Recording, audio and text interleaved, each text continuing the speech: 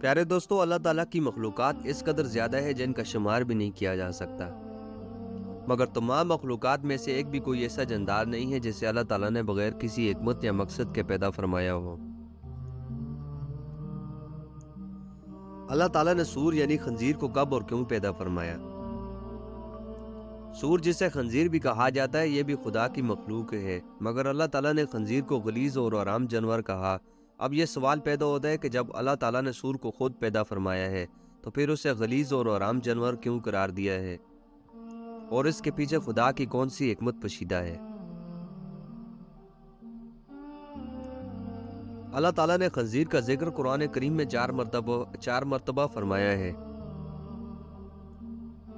قرآن کریم میں اللہ تعالیٰ نے سور یعنی خنزیر کا نام لے کر اس کو حرام ارشاد فرمایا اور اس کا گوشت کھانے سے منع فرمایا ہے۔ کسی اور جانور کا نام لے کر اسے حرام نہیں کہا گیا۔ ناظرین، بہت سے ممالک میں غیر مسلم اس کا گوشت بڑے شوق سے کھاتے ہیں، لیکن یہ غلیظ جانور اور اس کا گوشت کھانے کے بہت سے نقصانات سائنسی تحقیق سے بھی ثابت ہو چکے ہیں۔ سائنسی تحقیق کے مطابق سور کا گوشت کھانا انسانی صحت کے لیے انتہائی خطرناک ہے۔ سور کی خوراک گندگی اور غلاظت ہے۔ اس کے سامنے صاف چیز بھی رکھ دی جائے تو یہ اسے نہیں کھاتا، اور گندگی یا غلاظت نہ ملنے پر یہ اپنی غلاظت خود کھا لیتا ہے۔ پیارے دوستو، اب سوال یہ پیدا ہوتا ہے کہ اس قدر گندے جانور کو اللہ رب العزت نے کیوں پیدا فرمایا، اور سور کی تخلیق کے پیچھے کیا وجہ تھی؟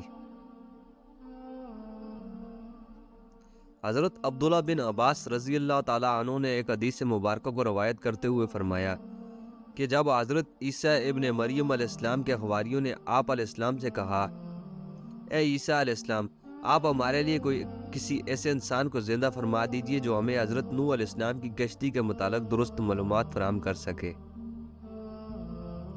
تو حضرت عیسیٰ علیہ السلام نے تھوڑی سی مٹی کو اٹھایا اور فرمایا کہ یہ مٹی عام بن نوح کی مٹی ہے۔ پھر آپ علیہ السلام نے اس مٹی پر اپنا عصا مارا تو ایک بوڑھا شخص اٹھ کھڑا ہوا۔ جب اس سے کشتی نوح کے بارے میں سوال کیا تو اس بوڑھے شخص نے بتایا، حضرت نوح علیہ السلام کی کشتی 1200 گز لمبی اور 600 گز چوڑی تھی۔ اس میں 3 منزلیں تھیں۔ پہلی منزل میں حضرت نوح علیہ السلام اور تمام جانور تھے، جبکہ دوسری منزل میں انسان تھے اور تیسری منزل میں پرندے تھے۔ جانوروں کی غلاظت کی وجہ سے کشتی میں گندگی پھیل گئی تھی اور بدبو اٹھنے لگی، جس کی وجہ سے حضرت نوح علیہ السلام بڑے پریشان ہوئے اور اللہ تعالیٰ سے دعا فرمائی۔ تو اللہ رب العزت نے حضرت نوح علیہ السلام کی طرف وحی فرمائی اور آپ علیہ السلام کو حکم دیا کہ اے نوح، اپنے قریب کھڑے ہاتھی کی دم کو پکڑ کر ایک طرف کھینچو۔ پھر حضرت نوح علیہ السلام نے اللہ کے حکم کے مطابق ہاتھی کی دم کو پکڑ کر چھٹکایا تو دو جانور نکلے جو کہ خنزیر نر اور مادہ تھے۔ یہ فوراً جانوروں کی پھیلائی ہوئی غلاظت کی جانب لپکے اور کچھ ہی لمحوں میں ساری گندگی کو چٹ کر گئے۔ ان دونوں خنزیروں کی جوڑی سے ہی ان کی باقی نسل آگے بڑھی۔ جس جانور کو اللہ تعالیٰ نے گندگی صاف کرنے کے لیے پیدا فرمایا وہ گندا ہی ہوگا۔ سائنسی تحقیق تو آج ہو رہی ہے۔ اللہ رب العزت نے 14 سال پہلے سے ہمیں اس جانور کی حقیقت سے آگاہ فرما دیا تھا۔ بے شک ہر چیز کا مالک اور خالق اللہ ہے، وہ جیسا چاہتا ہے کرتا ہے۔ ہمیں ہر صورت اس کے احکامات پر سر تسلیم خم کرنا پڑے گا، اسی میں ہماری دنیا اور آخرت کی بھلائی ہے۔ پیارے دوستو، اگر ویڈیو اچھی لگی تو ویڈیو کو لائک کر دیں، اور چینل پر نئے تو پلیز چینل کو سبسکرائب کر دیں تاکہ ایسی اور ویڈیوز آپ کو ملتی رہے۔ شکریہ۔